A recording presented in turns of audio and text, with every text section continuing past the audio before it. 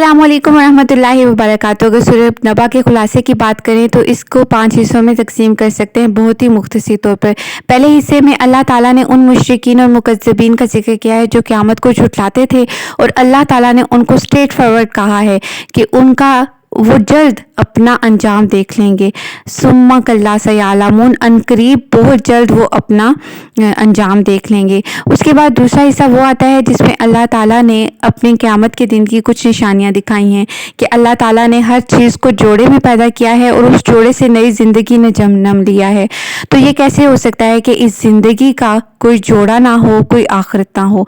और तीसरे हिस्से में अल्लाह ताला ने क़यामत के दिन का जिक्र किया है कि वो कितना हौलनाक होगा। उस दिन पहाड़ रेजा रेजा हो जाएंगे, चटियल मैदान बन जाएगी और सबका हिसाब उनको पकड़ा दिया जाएगा।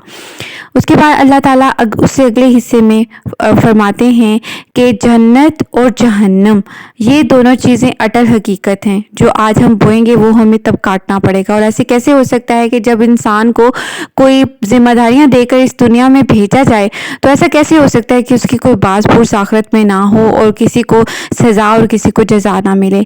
उसके बाद आखिरी हिस्से में, 5वें हिस्से में हमने देखा कि वो लोग, वो मुकज़्ज़बीन जो शुरू में क़यामत के बारे में, आखिरत के दिन के बारे में चहमगोइयाँ कर रहे थे, तंज से बात कर रहे थे, उनको अल्लाह ताला ने बहुत ही आजिज़ मिजाज कर दिया कि क़यामत के दिन अल्लाह ताला का रोब और दबदबा इतना होगा कि अल्लाह की इजाज़त के बगैर कोई बात भी नहीं कर सकेगा। उस दिन फरिश्ते भी सफ़ बनाकर खड़े हुए होंगे, सब झुके हुए होंगे और किसी की मजाल नहीं होगी वो अल्लाह की इजाज़त के बगैर बात करे। और अगर किसी को इजाज़त भी होगी तो इतनी ही होगी कि सिर्फ जितना हक है वो इतना बोल ले।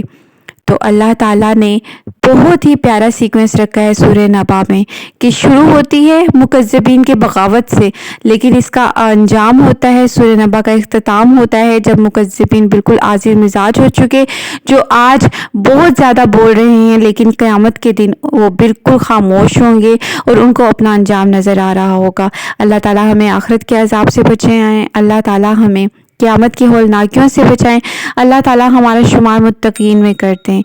अस्सलामु अलैकुम रहमतुल्लाहि व बरकातहू।